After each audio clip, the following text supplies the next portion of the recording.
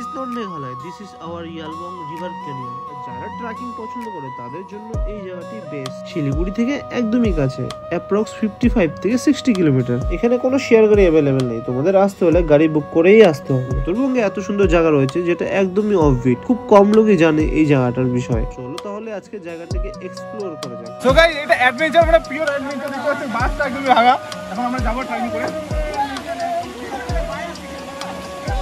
আর বলি, তোমরা কিভাবে আসবে, কোথায় থাকবে, কত টাকা খরচা হবে, গাইড নিতে হয় কি হয় না, কতটা ট্রেকিং করতে হবে, পুরো ডিটেলস এই ব্লগে দেওয়া থাকবে। স্কিপ না করে কন্টিনিউ ভিডিওটা দেখতে থাকো।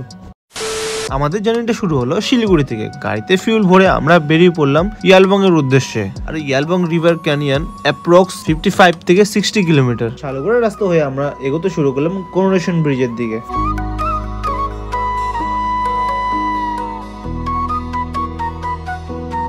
ফাইনালি আমরা করোনেশন ব্রিজ পৌঁছে গেছি। করোনেশন ব্রিজ থেকে আমাদের মালবাজারের দিকে যেতে হবে। করোনেশন ব্রিজ থেকে অ্যাপ্রক্স 12 কিলোমিটার গিয়ে একটা ছোট বাজার পাবে, পরোটা মোড় বা মিনা মোড় নামে পরিচিত। পার করে জাস্ট এটা রাস্তা চলে যায় মালবাজারের দিকে। আর এটা মিনা মোড়, এই এখানে অনেক দোকান ফোকান আছে দেখতে পাচ্ছ। এইটা মিনা মোড়, তো মিনা মোড় বলে এটাকে। তো এখান থেকে এখন আমরা এদিকে সিধা যাবো একদম এক্সাক্ট। আমাদের গ্রুপে দাঁড়িয়ে আছে, তো এখান থেকে আমরা এখন সব সিধা যাবো ইয়ালবং এর দিকে।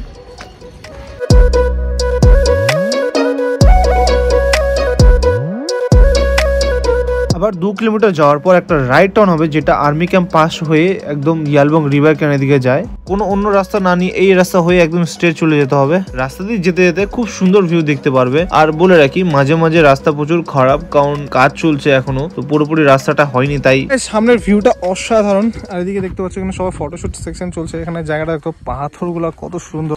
তো এখান থেকে এখন আর কি করবো, এখানে একটু হালকা রেস্ট নিয়ে তারপরে দেন আমরা যাবো আবার আমাদের ডেস্টিনেশন। তো বাইরে চলো ফটোফট যাওয়া যাক। আর দেখি ওখানে সব ডিটেলস ব্লগেই থাকবে, কি কি যাবো, কোথা থেকে যাবো, কিভাবে যাবো, সব ব্লগটাই ডিটেলস থাকবে। লাস্ট পর্যন্ত ভিডিওটা দেখতে থাকো।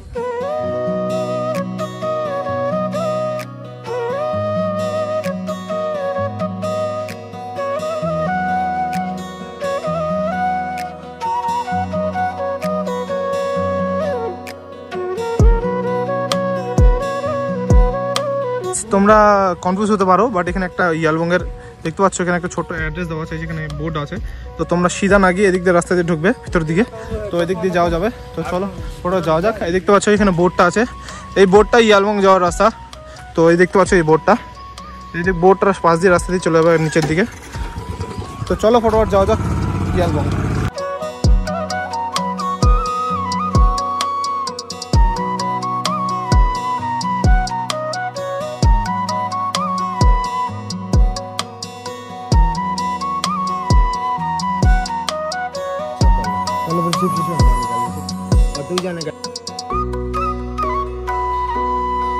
আমাদের ফাইনালি 8 জন আছি। তো আমাদের টোটাল গাইডের খরচা পড়লো হলো 1200 টাকা। কারণ তো এখন আমাদের প্ল্যানিং হলো, আমরা রোল আছি 8 জন, তো 8 জন আমাদের 1200 টাকা করে পড়লো।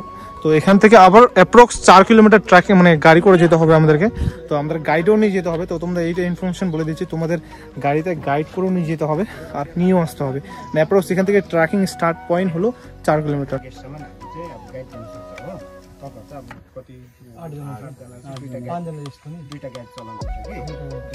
मोटामोटी 15-20 मिनट नीचे तक जाता है, उसके बाद में फिर 2.5 किलोमीटर ट्रैकिंग, 1 किलोमीटर ट्रैकिंग करना पड़ेगा। अच्छा, एक आने जाने का।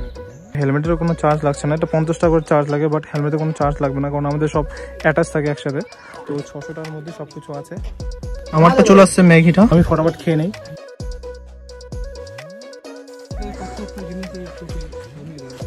গাইস রেডি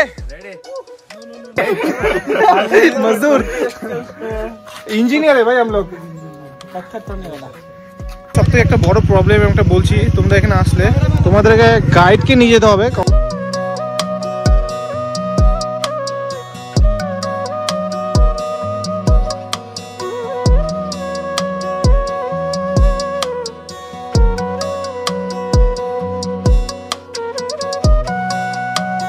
এত গাড়ি করে নিচে নিয়ে আসলাম, এখানে এসে গাড়ি পার্কিং করলাম। এখন আমরা ট্রেকিং করে সামনের দিকে যাবো। তো চলো গাইস ফরওয়ার্ড যাওয়া যাক। চলো মজা আ রা হ্যায়।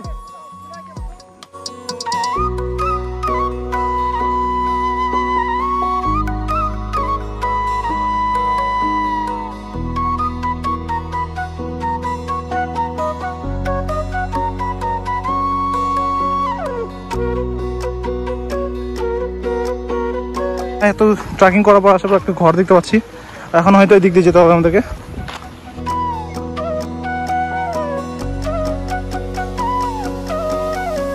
হচ্ছে পাথরগুলো, তো প্রায় কাছাকাছি চলে আসছে একদমই। তো আর কি মানে ভালো ট্রেকিং করে আসতে হয়েছে। আমাদের অবস্থা একদম দেখতে পাচ্ছ গরমে, প্রচুর গরম। দিক দিয়ে যেতে হবে না, এই রাস্তা দিয়ে যেতে হবে এখন জঙ্গলের ভিতর দিয়ে।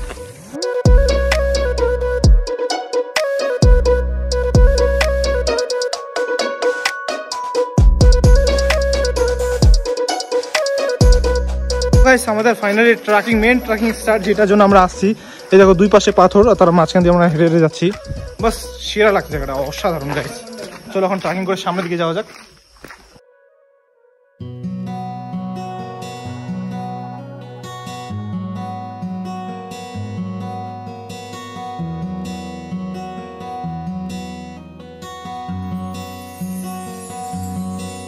অনেকটা ট্রেকিং করে এখন যাচ্ছি আবার এই পাহাড়ের মাঝখান দিয়ে, নেক্সট লেভেল গাইস।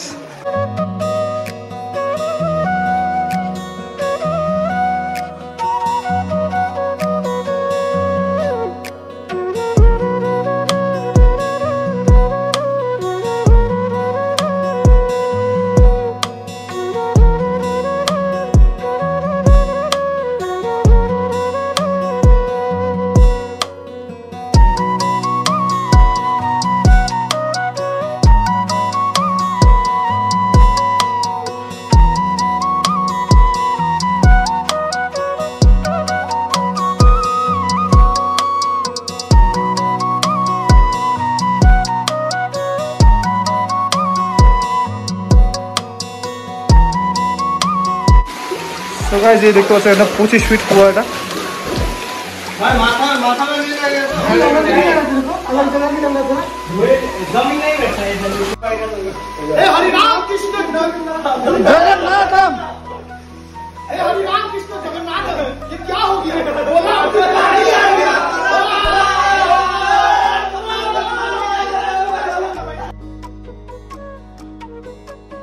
আমরা এখন বেরোচ্ছি এখান থেকে। চলো একটা অন্য গ্রুপ আসছে, তো চলো ফটোগুলো এখান থেকে বের হওয়া যাক।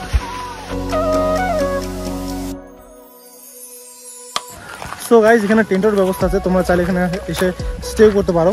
আর এখানে ডিসক্রিপশনে নাম্বারটা দিয়ে দেবো, তোমরা কন্ট্যাক্ট করে নিও।